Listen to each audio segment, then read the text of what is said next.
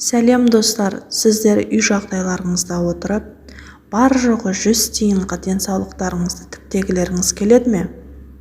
Олай болса, дәл осы видеодағыдай менің рецебім бойынша жасап көрсеңіздер болады. Бұның ағзаға ешқандай зияны жоқ, пайдасы болмаса зияны жоқ, былайша айтқанда. 100 теңгеге сіздер дәрі де сатып ала алмайсыздар, денсаулықты да тіктей алмайсыздар. Базарда бар жоғы 100 тиын тұратын қызылшаны алып, бір келінің өзі жетеді. Бір келіге 10 литр су қосамыз. Егерде 10 литрлік ыдысыңыз болмаса, 1 литр су арысы берсі қып 9-8 литр литрлік ыдысқа жасаймыз. Жақсылап сыртын жуып, тазалап, аршып аламыз дағыны. Ыдысқа өзіңізге ыңғайлы формада салып турайсыздар. Турап болғаннан соң толтырып 10 литр су құясыздар. Жақсылап бір қайнаған соң алаудың астын төмен қып қоямыз. Ол 4 сағат қайнауы қажет. 4 сағаттан соң қайнап болғаннан соң ішіндегі қажет болмай қалған қызанақтың қалдығын сүзіп алып тастаймыз да шырынын өздеріңізге ыңғайлы ыдыстарға құйып аласыздар. Қызанақтың адам ағзасына өте пайдасы көп. Ең бастысы гемоглобинді көтереді, қанды көбейтеді.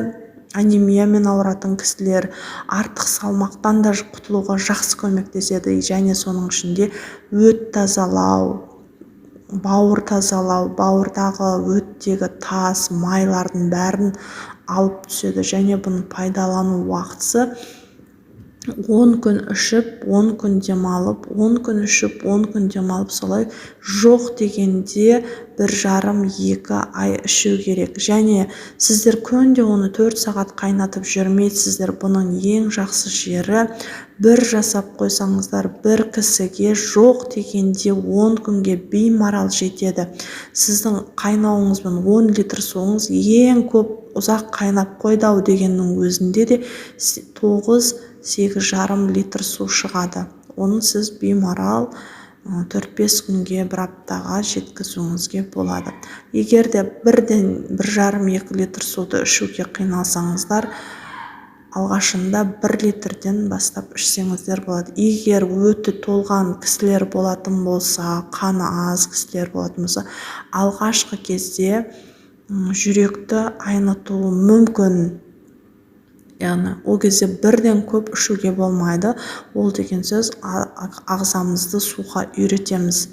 Күніне 1 литр, 1,200, 1,300 қып күнде қосып отырсаңыздар болады. 2-3 күн 1 литрден ішіп жүріңіздер. Бұның пайдасы болмаса, ешқандай ағзаға зияны жоқ. Достар, егер осы рецепт сіздерге ұнаған болса, комментарий жазып, лайк басып, каналыма тіркеле кетіңіздер. Достарыңызбен бөлісіп көрсеңіздер де болады.